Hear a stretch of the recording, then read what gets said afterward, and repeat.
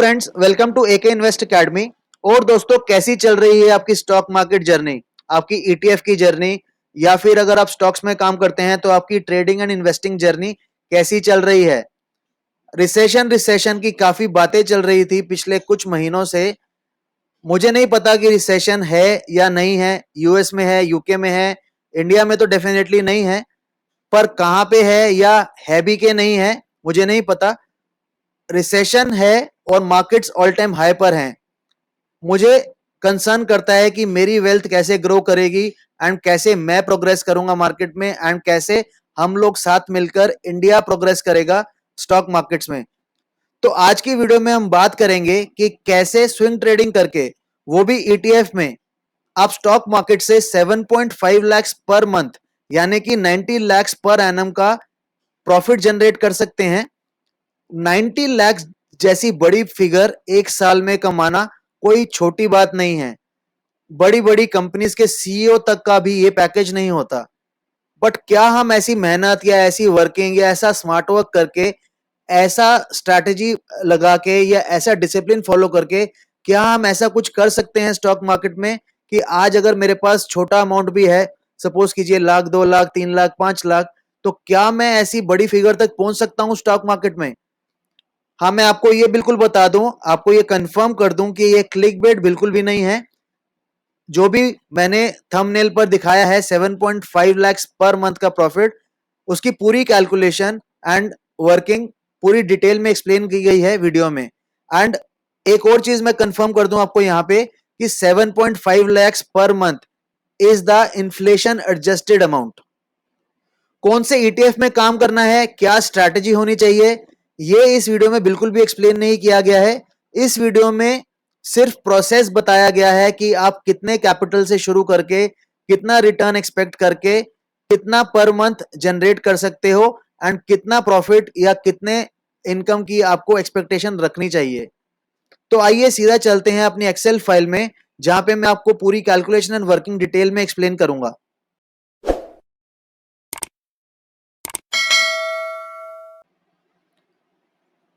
तो ये है एक्सेल, जिसमें मैं आपको पूरी वर्किंग डिटेल में समझाऊंगा। इसमें मैंने पूरा ऑलरेडी कैलकुलेट कर रखा है। मैं आपको एक एक सेल में और एक एक कॉलम रो में जाके पूरा ढंग से एक्सप्लेन करूंगा कि कैसे आप इसको देख सकते हैं एंड इंप्लीमेंट कर सकते हैं अपनी ट्रेडिंग एंड इन्वेस्टिंग जर्नी में। यहां पर मैंने 24% का एनुअल रिटर्न एज्यूम किया है, एनुअल रेट ऑफ रिटर्न। अब अगर आप सोचते हैं कि यार ये ज्यादा है, इसको तो कम होना चाहिए, 15-16% या 18% होना चाहिए, तो यहाँ पे मैं आपको चेंज करके भी दिखा दूंगा कि कैसे उसमें चेंजेस आएंगे इन सब चीजों से। जो 7.5 लैक्स है वो 24% पर एनम के रेट ऑफ रिटर्न से आया है। एंड अगर मैं आपको बताऊं तो 24% per annum is not a small figure. अगर किसी को लगता है यार 40-50% तो साल का आना चाहिए, 4-5% तो महीने का आना चाहिए, 4-5% per month is 60% per annum, तो ये 24% पर एनम भी मैंने काफी सोच के रखा है। राकेश झुंझुनवाला जी, जिसको हर कोई जानता है इंडियन स्टॉक मार्केट्स में as well as outside India, उन्होंने एक बार एक स्टेटमेंट बोली थी कि if I am earning 18% per annum, then I am the king. And if I am earning 24% per annum, I am the emperor. तो इतने बड़े लेजेंड ने भी ऐसी स्टेटमेंट दी है पब्लिक चैनल पर कि अगर आप इतना भी कंसिस्टेंटली जनरेट कर पाते हैं 24% पर एनम, जो कि आसान बिल्कुल भी नहीं है, देखने में लगता है 2% पर मंथ है, अगर आप इसको डिवाइड करके निकालें पर मंथ की फिगर, देखने में आसान लगती है पर बिल्कुल भी नहीं है। इसको कंसिस्टेंटली अचीव करना काफी मुश्किल है अगर आप इसको एक्चुअली अप्लाई करेंगे अपनी लाइफ में आने वाले कुछ सालों में। अगर मैं आपको बताऊं तो वॉरेन बुफे जैसे बड़े बड़े इन्वेस्टर्स या बड़े बड़े बिजनेसेस भी जो इंडिया में हैं, जैसे कि बड़े बड़े बैंक्स या बड़ी बड़ी कंपनीज, आईटी कंपनीज, बैंक्स, ये सब 20-25% के सीएजीआर से ही ग्रो करी हैं पिछले कुछ सालों में, पिछले 25-30 सालों में। तो अगर मैं एज एन इंडिविजुअल अपने पोर्टफोलियो को 24% से भी ग्रो करूं, तो that will be half battle one. हाँ, अब हम ये यहाँ पे हमने ये एज्यूम करा है 24%। अब ये 24% पोस्ट टैक्स है या प्री टैक्स है? अगर आपने इसको पोस्ट टैक्स सोचना है 24%, तो आपको 26-27% की रिटर्न जनरेट करनी पड़ेगी। इफ यू आर सेटिस्फाइड कि 24% है, कोई बात नहीं, टैक्स दे के भी 21-22% तो बचेगा, तो आप उस तरह से भी ले सकते हैं। पर ये कैलकुलेशन सिंपल रखने के लिए मैंने यहाँ पे 24% की एक फिगर ली है एंड 2 लाख से इसको स्टार्ट किया है। मैंने 2 लाख का एक कैपिटल डाला यहाँ पे, और वहां पे मैंने ये पर मंथ की इन्वेस्टमेंट को एज्यूम नहीं किया है। मैंने लिया है कि एक साथ 2 लाख रुपए at the start of the year deploy कर दिया गया। हाँ, अगर आप ये कहेंगे कि आपके पास तो इतना अमाउंट नहीं है स्टार्ट करने के लिए, तो कोई बात नहीं, आप पहले इतना अमाउंट कलेक्ट कर लीजिए अपने बैंक अकाउंट में या इवन स्टॉक मार्केट में। 20,000 रुपए पर मंथ या 30,000 पर मंथ या 40,000 पर मंथ से आप इस फिगर तक पहुंच जाइए। फिर आप इस कैलकुलेशन को अपने वर्किंग में अप्लाई कर सकते हैं। तो मैंने 2 लाख एज्यूम किया है, जो कि एक 35-40 साल के बंदे के लिए कोई काफी बड़ी फिगर नहीं है। इतना अमाउंट हम किसी भी काम को या किसी भी बिजनेस को स्टार्ट करते हैं, तो 2 lakh is a very small amount which most of us can put in. और 35 से 40 साल के आदमी की बात क्यों की है मैंने, क्योंकि मैंने यहाँ पे 20 साल की एक वर्किंग दिखाई है, और मैं एज्यूम कर रहा हूँ कि 55 टू 60 ईयर्स में वो पर्सन रिटायर होगा, एंड देन उसकी इनकम क्या हो सकती है पर मंथ। तो 2 लाख से स्टार्ट करते हैं, तो पहले साल का प्रॉफिट 48,000 24% से लिया गया है, तो एंडिंग बैलेंस जो है 2,48,000 आता है। अब इसमें क्या मैंने एक और चीज एडिशन करी है, क्योंकि हम जो भी बिजनेस करते हैं या कोई भी सर्विस करते हैं, जॉब करते हैं, तो वहां पे हमारी ग्रोथ होती है। अब किसी की 5%, किसी की 10%, किसी की 15-20% पर एनम की ग्रोथ हो सकती है। तो मैंने यहाँ पर एक एवरेज फिगर ली है कि 10% से तो मोस्ट ऑफ अस अपनी इनकम लेवल्स में या जॉब में, बिजनेस में ग्रो कर ही जाते हैं। तो नेक्स्ट ईयर भी मैं सेम अमाउंट डिप्लॉय करूंगा विद एन इंक्रीमेंट ऑफ 10%। तो इस साल जहां मैंने 2 लाख डिप्लॉय किया था, अब मैं 2,20,000 न्यू मनी डिप्लॉय करूंगा। ये ओपनिंग बैलेंस है, बिकॉज 2 लाख से स्टार्ट करा, 48,000 प्रॉफिट आया, एंड एंडिंग बैलेंस इज 2,48,000। अब 2,48,000 तो मेरे पास ऑलरेडी ओपनिंग बैलेंस है। This is opening balance.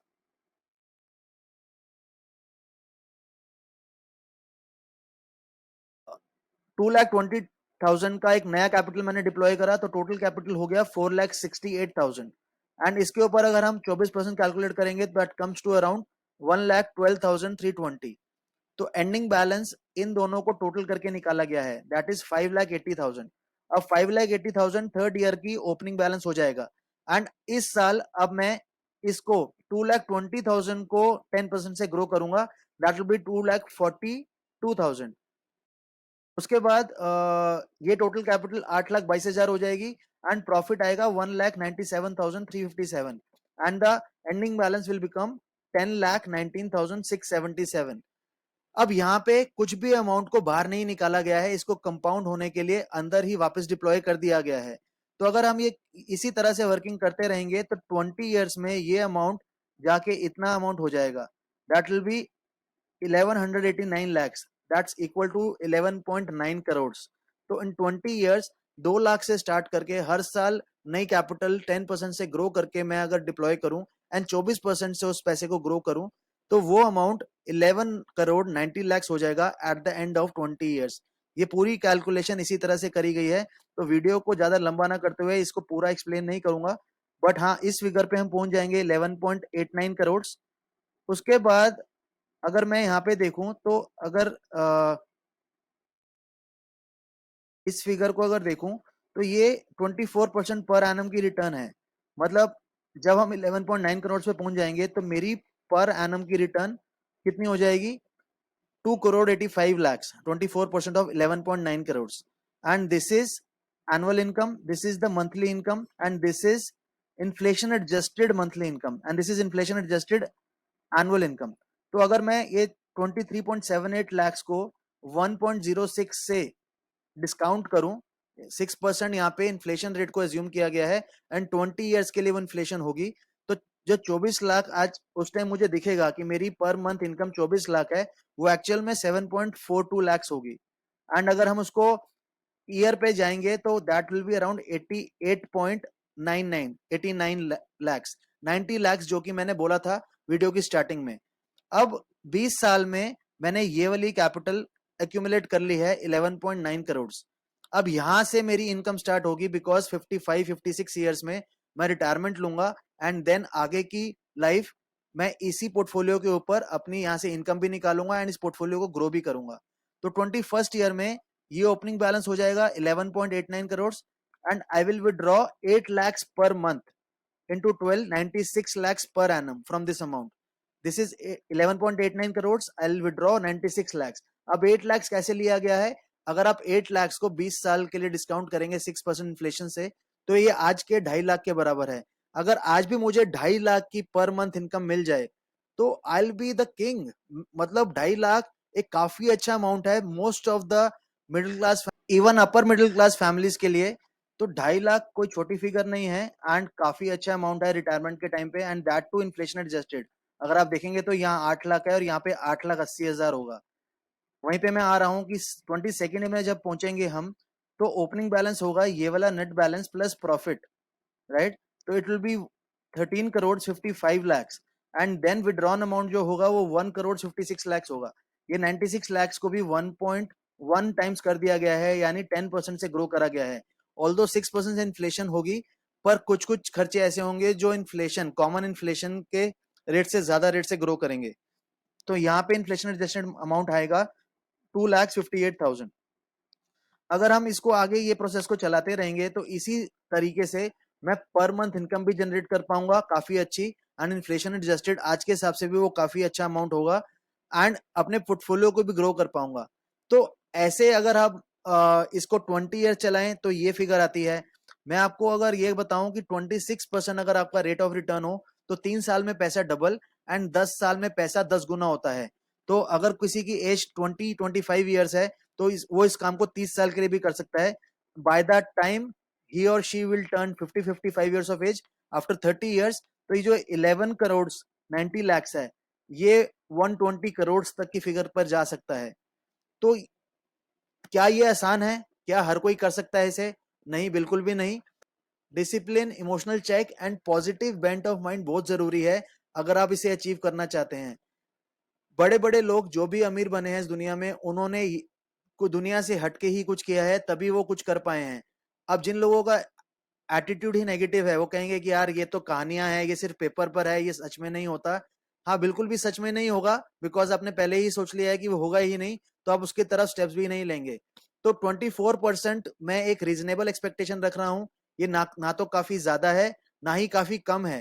And अगर कोई बंदा स्टॉक्स में काम करना चाहता है एंड ही और she is well versed into that, उनको ईटीएफ नहीं समझ आते पर स्टॉक्स में काम करना चाहते हैं, उनकी जो रिटर्न है, रेट ऑफ रिटर्न, वो 24% से भी कहीं ज्यादा हो सकती है एंड वो अपनी वेल्थ को और ज्यादा बेटर रेट से ग्रो कर सकते हैं।